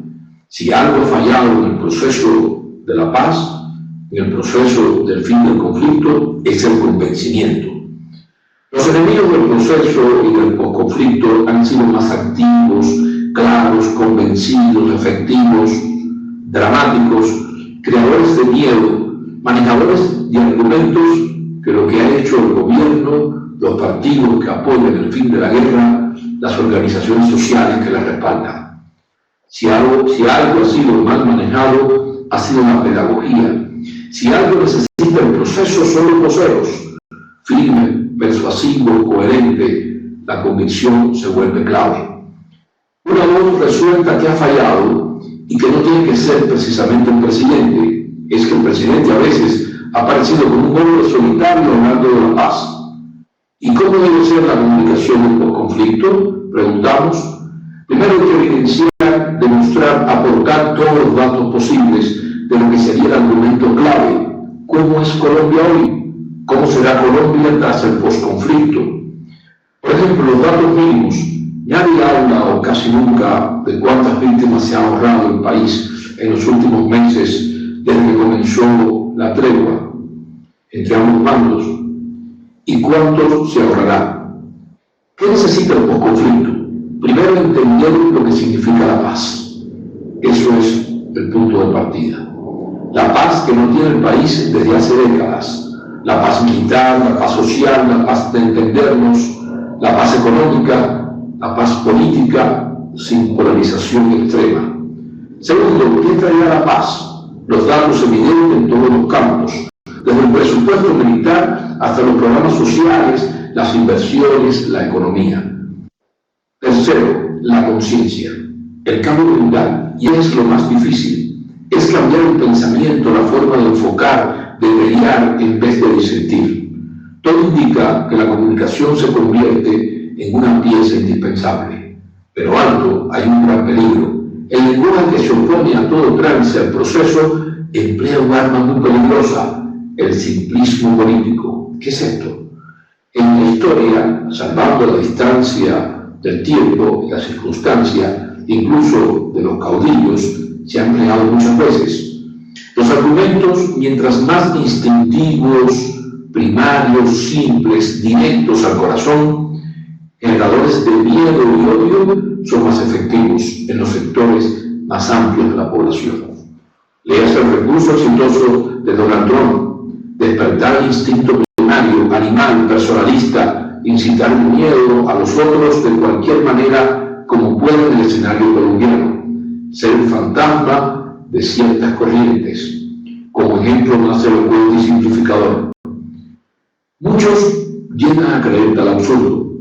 Despertar la sensación de desastre, fabricar un enemigo, es más fácil que hacer creer en un proceso complejo, contradictorio, negociador, en el que las concesiones son inevitables.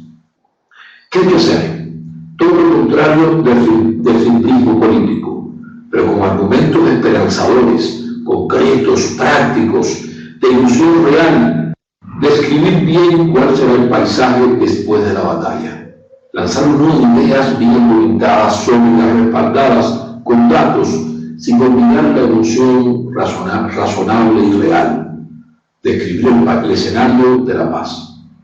Convencer de los argumentos, de los sacrificios en contra de la manipulación, de la cacareada impunidad. No ha habido proceso de paz en el mundo sin concesiones. Incluso el colombiano será el menos complaciente de todos. Mandela convenció a los suyos de que era necesario indultar a los asesinos, siempre que reconocieran sus crímenes y quedaran descalificados ante el pueblo.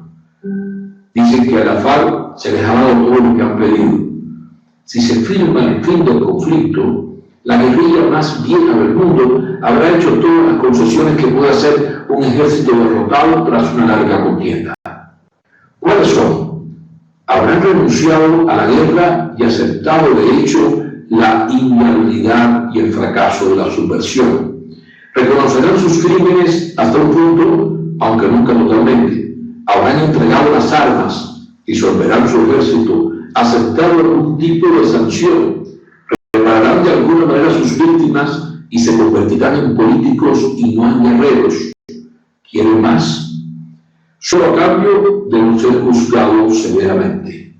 En una palabra, quedarán desarmados de fusiles y argumentos. La única bandera que podrán alzar será que la pobreza continúe en Colombia.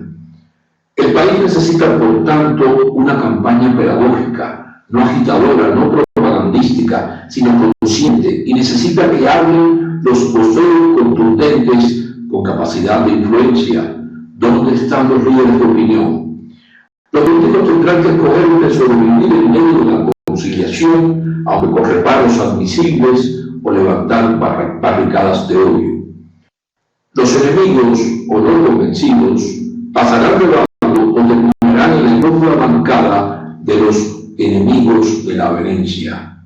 La historia no los perdonará, como tampoco perdonará al país si le da la espalda a la paz. Ni sabemos lo que viene o lo que vendrá, pero podemos imaginarlo.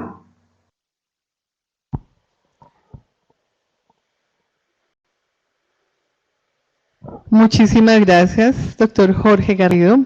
Ahora vamos a volver a asignarte el micrófono para que lo actives, por favor, allá en tu pantalla, para que puedas responder las preguntas. Dado que ya hay una pregunta para ti, la primera pregunta, por favor, queremos saber si tienes micrófono activado.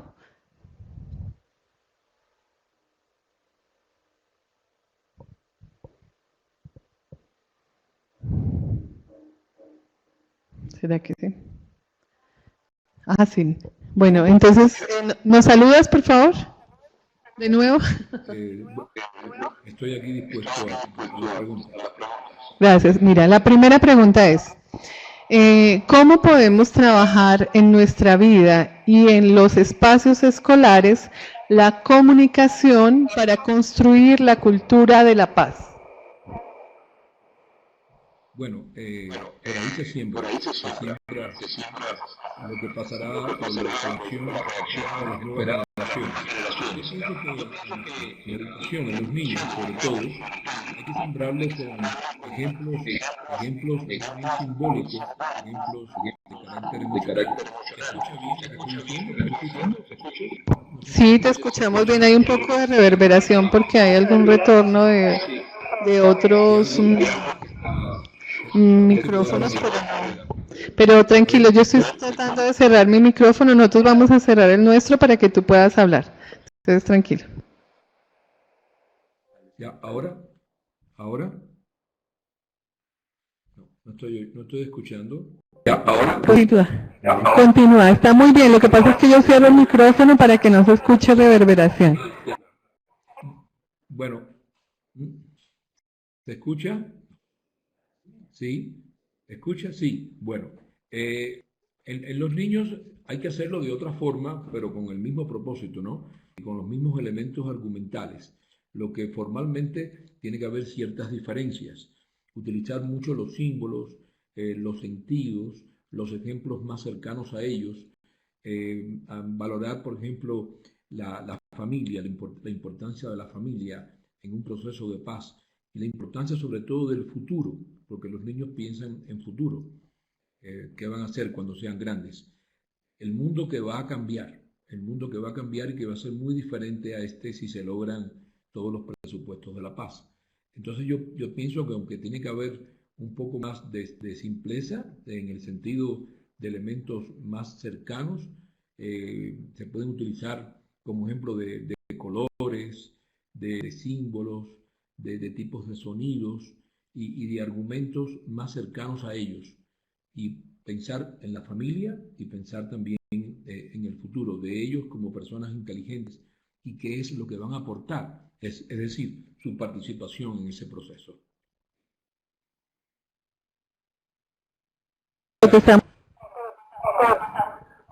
Muchísimas gracias. Quisiera saber si otro de los participantes quiere levantar la mano para hacer una pregunta o se quieren escribir dentro del chat. Baudelino Arias está escribiendo en este momento. Vamos a esperar su pregunta y aquí está. En relación a la pregunta de la doctora Leida, todos debemos valorar la diversidad de los estudiantes y potenciarlos como parte del proceso educativo. Es una pregunta. Todos debemos valorar la diversidad, doctor Jorge Garrido, de los estudiantes y potenciarlos como parte del proceso educativo. Claro, por supuesto, la diversidad es importantísimo, porque siempre hay diferencias comunicativas y de formas de abordar y algunos elementos de influencia en la familia, en la cultura.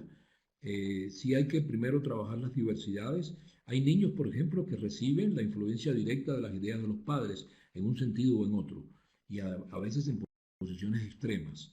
Yo creo que si algo el país debe trabajar, y en el caso de los estudiantes, es buscar un punto común de acuerdo y de intereses, que no medien los intereses políticos, ni partidistas, ni de ideologías, incluso ni de religiones, aunque la religión puede ayudar muchísimo en esto, ni siquiera la supeditación a los intereses económicos de los padres, porque es que el conflicto lo abarca todo. Y yo creo que hay que entonces en ese sentido desarrollar la potencialidad. Una buena pregunta que van a hacer ustedes en el proceso de paz en 6 meses, 1 año, 5 años, 10 años, a partir de qué será Colombia, con todo su potencial geográfico, de recursos y humano. Me parece que es muy importante ese planteamiento. Sí, muchísimas gracias, doctor Jorge, y también Baudelino y todas las personas que están conectadas, le agradecemos mucho. Seguiremos en contacto a través del espacio del seminario y muchísimas gracias por comunicarse. Entonces vamos a pasar ahora. Gracias, hasta luego. Pasaremos entonces a la ponencia, que es una propuesta doctoral. La última parte del seminario se ha dedicado a 2 propuestas doctorales. Una es la gestión social del conocimiento para potenciar la educación inclusiva, que la he realizado yo, que estoy construyéndola. Y la siguiente es del profesor Ignacio Jaramillo, que él va a trabajar del aprendizaje formal en los entornos virtuales de aprendizaje y su conexión con el aprendizaje no formal en la web 2.0. Son alternativas de trabajo frente a la educación inclusiva y queremos darlas a conocer con ustedes para recibir ese enriquecimiento que nos permite los procesos investigativos. Entonces, vamos a colocarla ahora.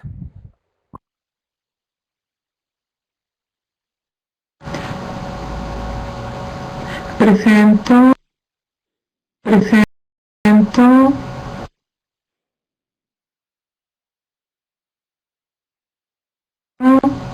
la propuesta doctoral Gestión Social como estrategia para potenciar la educación inclusiva en universidades públicas. Soy la docente Sandra Acevedo Zapata, estudiante de doctorado en Ciencias Gerenciales de la Universidad Rafael Belloso Chacín. Trabajo como docente investigadora en la Universidad Nacional Abierta de Distancia UNAD. Pertenezco a un grupo de investigación en estudios prospectivos y estratégicos GIEPE de ECACEN y el grupo de investigación.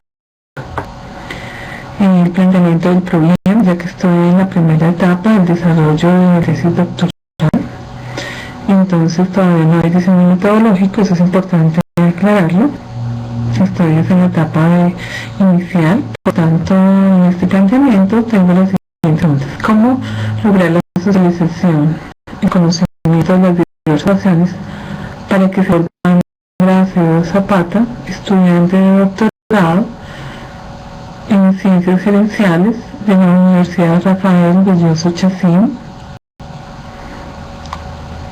trabajo como docente investigadora en la Universidad Nacional Abierta de Distancia UNAD.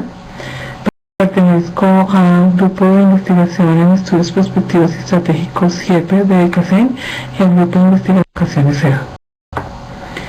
El planteamiento para el desarrollo de la tesis doctoral, entonces todavía no hay diseño metodológico, eso es importante aclararlo.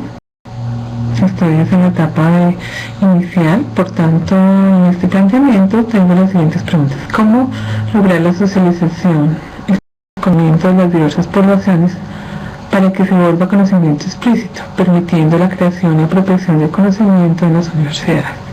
¿Cómo posibilitar desde las universidades la participación, permanencia, graduación e inserción laboral exitosa de las diversas poblaciones con la vivencia de la institucionalidad, la diversidad y la apropiación de tecnologías en la sociedad del conocimiento?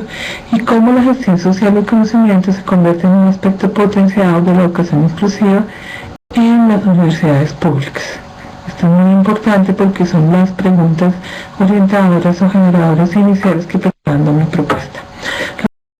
Los síntomas clasificados que en las universidades públicas observa que sean problemáticas como la deserción estudiantil, los bajos índices de graduación, la desarticulación entre la educación médica media y superior, a nivel investigativo y de gestión del conocimiento, se observan bajos niveles de publicación y producción científica sobre los saberes de las poblaciones diversas, acompañados de bajos niveles de formación de investigadores y estudiantes semilla. Pocos procesos de investigación sobre las propias prácticas investigativas sucesivas a nivel curricular, así como ausencia de procedimientos y modelos que representen los procesos de creación y sistematización del conocimiento conceptual por baja publicación y productividad de materiales digitales impresos. En este mismo sentido, se observan pocas investigaciones sobre la consulta de los aplicativos de sistemas y bases de datos que sistematizan estudios estadísticos sobre la permanencia, graduación y seguimiento estudiantil.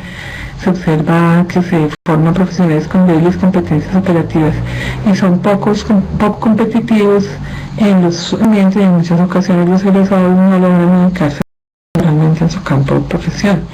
La débil formación académica se evidencia en los bajos índices de los resultados en niveles de pruebas académicas por falta de formación en procesos de autoaprendizaje social. Se privilegia el conocimiento científico tradicional de las condiciones. Las causas que tengo la hipótesis que generan esta situación, pues las dificultades pueden tener como causa el limitado acceso de las poblaciones por interferencias con la cultura occidental o dominante, y en muchos casos el aislamiento geográfico también puede deberse a falta de apropiación tecnológica.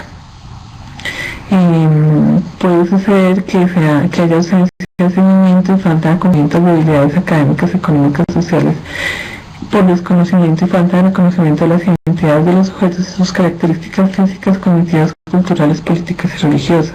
Puede suceder que exista falta de transparencia de conocimientos y saberes prácticos sobre la creación, circulación, producción y apropiación del conocimiento, sobre la experiencia práctica, que son los que evidencian la experticia en los diferentes campos disciplinares. En un sentido, pueden existir dificultades para materializar los procesos de creación y difusión de conocimiento, así como de falta de procesos de apropiación y conocimiento desde y sobre la práctica misma, la ausencia de investigación sobre la gestión del conocimiento al interior de la institución y el intercambio de movilidad de los investigadores, y falta de lineamientos y también de procedimientos sobre cómo crear, divulgar y concretar conocimiento en material digital y producir intangibles que ayuden a la sistematización con consulta de esas bases de datos sobre conocimientos y saberes de las comunidades diversas, y en caso de existir documentos como estos no son retomados o citados suficientemente. También se observa que se de los procesos de metacognición sobre la apropiación de conocimientos y saberes de las diversas poblaciones a través de la formación y seguimiento a procesos de participación ciudadana para impactar los currículos por conocimientos de diversas poblaciones que conforman la universidad y sus necesidades. Se presume que hay ausencia de apropiación tecnológica en procesos pedagógicos e investigativos por inexistencia de soluciones tecnológicas que integren saberes de los sujetos de la población, y falta de apropiación simbólica de la cultura digital de los sujetos en las poblaciones que constituyen la universitaria. El pronóstico y control de pronósticos que deben solucionar la situación en las universidades públicas se continuará con las prácticas excluyentes y lineamientos en el modelo de referencia para realizar ajustes y superar las problemáticas como la deserción estudiantil, la falta de graduación y la exclusión social de las diversas poblaciones. Por tanto, se debe estar la formulación de problemas como el modelo de gestión social de conocimiento para la potenciación de la educación en las universidades públicas. El objetivo general es analizar la gestión social de conocimiento para la potenciación de la educación en universidades públicas. Y los específicos son identificar el conocimiento tácito en estas universidades públicas, describir el conocimiento explícito en estas universidades públicas, determinar la institucionalidad de la educación inclusiva en universidades públicas, caracterizar la diversidad de educación inclusiva en universidades públicas, identificar la tecnología aplicada en la educación inclusiva en universidades públicas y generar un modelo teórico sobre la gestión social del conocimiento para potenciar la educación inclusiva en universidades públicas. La justificación a nivel teórico tiene que ver con brindar lineamientos para aplicar la gestión social del conocimiento y la construcción de un nuevo modelo de gestión social del conocimiento retomando los saberes de esas diversas poblaciones.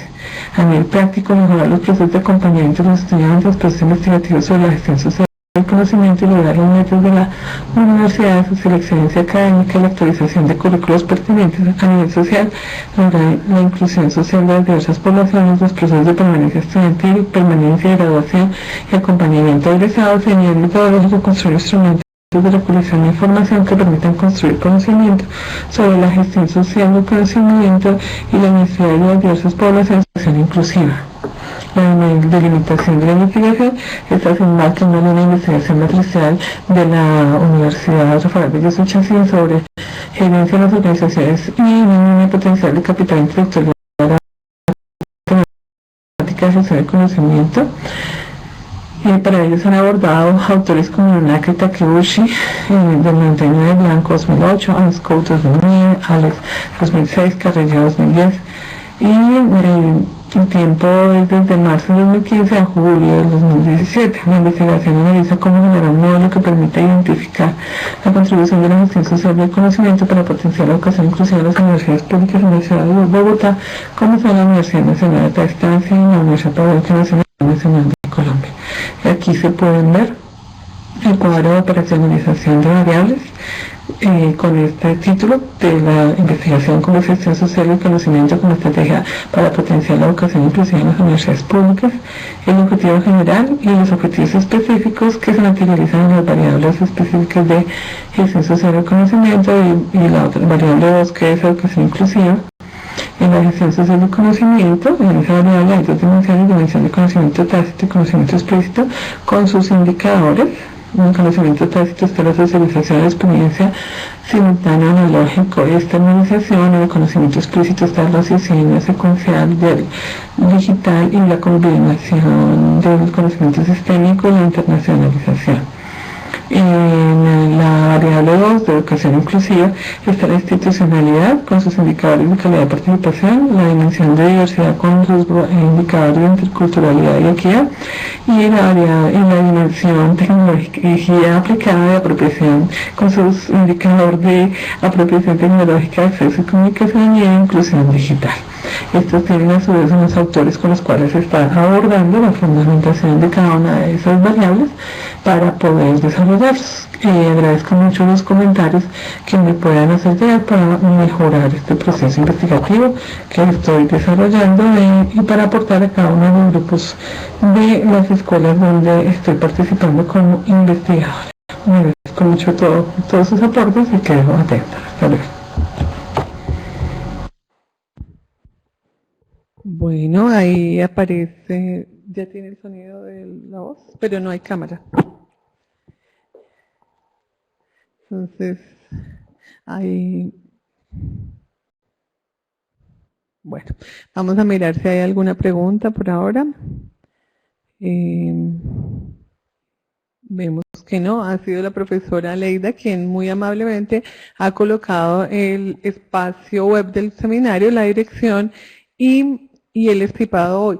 No se ha inscrito, lo puede hacer para que la próxima semana podamos hacerle llegar su certificación. Bueno, entonces vamos a continuar con la siguiente ponencia, que también es una propuesta doctoral, que tiene que ver con el título del aprendizaje formal en los entornos virtuales de aprendizaje y su conexión con el aprendizaje no formal en la web 2.0 y las redes sociales para la educación superior, presentada por el profesor Ignacio Rafael Jaramillo Urrutia. Esta tiene dos partes, dos enlaces, porque él grabó de manera tal que se va permitiendo ver su imagen y también la presentación. Entonces vamos a emitir la primera parte.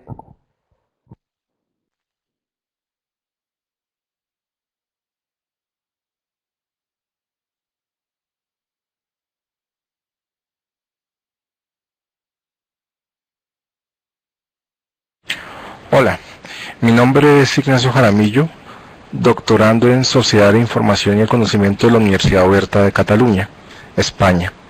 Actualmente estoy vinculado a la Universidad Nacional Abierta y a Distancia UNAD, Bogotá, Colombia, como director de la especialización en educación superior a distancia. Quiero compartirles los avances que estoy teniendo en mi anteproyecto de tesis doctoral, que en este momento está siendo tutelada por la doctora Ana Escofet-Roig de la Universidad de Barcelona y el doctor Guillermo Bautista Pérez de la Universidad Oberta de Cataluña. La idea está en construcción, está siendo revisado y es compartir con ustedes para recibir su retroalimentación. Bien, como pudieron apreciar en la diapositiva anterior en el título del proyecto, este proyecto busca indagar sobre la tensión que actualmente existe entre el aprendizaje formal e informal. El aprendizaje formal que se imparte a través de entornos digitales por instituciones de educación superior y el aprendizaje informal que se sucede en las redes sociales y en la web 2.0.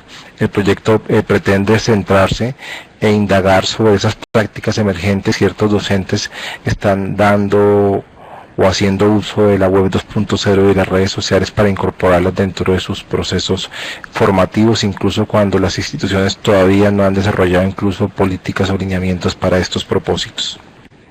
De lo que se ha logrado rastrear en el proyecto hasta la fecha, se identifica una tendencia de las instituciones de educación superior formales en institucionalizar cierto tipo de tecnologías para el uso por parte de sus docentes y sus estudiantes, y se privilegia el concepto de control, el poder controlar los procesos de aprendizaje que suceden en las aulas virtuales y lo que está haciendo el docente y el estudiante. Pero también se ha logrado identificar que hay una tendencia no tan fuerte a que aparezcan docentes en estas instituciones de educación superior que están intentando conectar esos aprendizajes formales que suceden en sus aulas virtuales o en sus clases presenciales con algunas experiencias o prácticas de aprendizaje basadas en redes sociales y herramientas 2.0, muchas veces sin que esto sea conocido por las instituciones, dado que no se han generado lineamientos de uso didáctico metodológico alrededor de estas prácticas. Considero que los aportes que puede generar a la comunidad académica una investigación de este tipo precisamente es tomar estas prácticas emergentes que están desarrollando ciertos docentes y poder levantar y estudiar el fenómeno y esas interacciones y esas dinámicas que se suceden en lo que algunos autores llaman esta experiencia de aprendizaje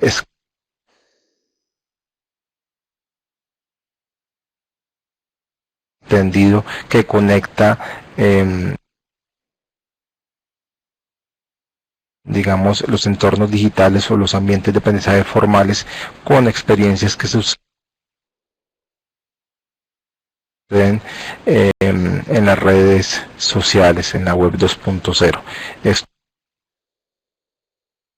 sería valioso si se comprende el fenómeno y se pueden aportar recomendaciones de orden didáctico, pedagógico, metodológico para más profesores que quieran incursionar en este tipo de dinámicas. Dentro de los rastreos teóricos que he realizado hasta el momento está la interesante postura de UNESCO en su documento 2015 Transformando la Educación, donde se identifica claramente que los estudiantes se están moviendo desde los espacios formales de educación a los espacios informales y que son ellos los que están logrando conectar estas nuevas dinámicas, y que el aprendizaje informal de pronto toma más fuerza porque hace parte de la socialidad, de la socialización de lo humano. Y pues que las instituciones de educación superior, de aprendizaje formal, no pueden dejar de lado este nuevo fenómeno que están construyendo las nuevas generaciones. Bien, esto ha generado pues que aparezcan en el sector, en el negocio de la educación, en el mercado educativo, instituciones de educación no tradicionales como las universidades corporativas o corporaciones que plantean nuevos esquemas de enseñanza, aprendizaje, de formación, como son los MOOC, los cursos masivos en línea, que están generando un nuevo ecosistema múltiple y variado de aprendizaje, complicado aún de comprender, pero que están logrando conectar de manera aislada con algunas experiencias en ciertos puntos cardinales el aprendizaje formal con el informal, y que ante esta multidiversidad de esquemas de aprendizaje en lo formal o lo informal, pues las instituciones tradicionales de educación tienen que ver cómo se resignifican, se ponen en juego dentro de estos nuevos entornos. Los hallazgos teóricos también validan que hay una tendencia hacia la combinación del aprendizaje formal con el informal, que cada vez es difícil que una persona deje de aprender o pueda aprender sin todas esas conexiones que de manera personal, y que es denominado por algunos como el entorno personal de aprendizaje, logra generar por fuera del aula de clase cuando comparte videos, artículos o otros recursos en sus redes sociales. Esto es lo que ha permitido que se esté hablando de la ubicuidad del aprendizaje. Pero hay algunos autores que manifiestan que este espíritu de compartir inicial que nos trajeron las redes sociales está trascendiendo a otros niveles, dado que las personas están logrando construir conexiones sociales para su propio aprendizaje con actores o fuentes de información que les son necesarios para su aprendizaje, siguiendo a expertos o a colegas que les pueden aportar dentro de ese propósito de retroalimentación de su necesidad de aprendizaje. Para el constructo epistemológico estamos hablando del paradigma del conectivismo, y a Bauman con su pedagogía líquida, porque creemos que desde una aproximación de lo líquido, de lo inestable, de lo fluctuante, de lo cambiante, como es el conocimiento y los recursos educativos abiertos que hoy consumen los aprendices, podemos encontrar algunos elementos para aproximarnos a la comprensión del fenómeno que conecta lo formal con lo informal en los entornos digitales de aprendizaje.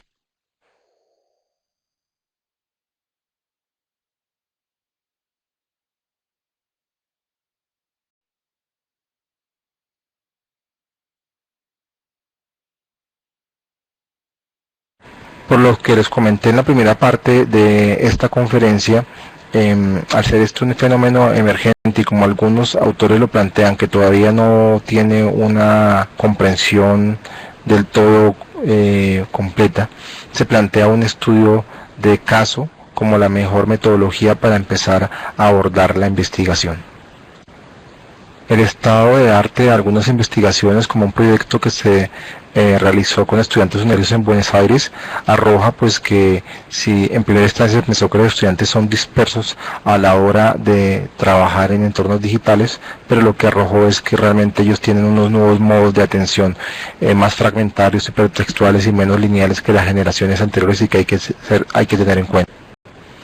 Otra investigación como la de 2014 arroja resultados interesantes en relación de que el combinar lo formal con lo informal lo que construye o ayuda a construir el entorno personal de aprendizaje, que reafirma la necesidad de investigar nuevos caminos didácticos que apoyen estas nuevas dinámicas de aprendizaje. Bien, metodológicamente para aproximarnos al problema se plantean unas categorías conceptuales para poder con tus preguntas. Una categoría está asociada a las tecnologías y cómo están influyendo en estos nuevos entornos de aprendizaje. Otra categoría, la relación de interacción que existe entre los estudiantes y los docentes en estos entornos, y una tercera categoría sobre los mismos entornos de aprendizaje que se configuran y cuáles son sus características. La pregunta principal pretende indagar sobre esas didácticas pedagógicas y didácticas que subyacen a estos nuevos entornos de aprendizaje que combinan lo formal y lo informal con el uso de diversas herramientas 2.0 o redes sociales. Por cada categoría conceptual se desprenden algunas subpreguntas o preguntas específicas sobre las cuales queremos aproximarnos al problema principal y poderlo comprender desde estas diversas perspectivas. En las siguientes diapositivas los invito a leer el objetivo general y específicos que se plantean para el presente proyecto. Como les había mencionado, la metodología de investigación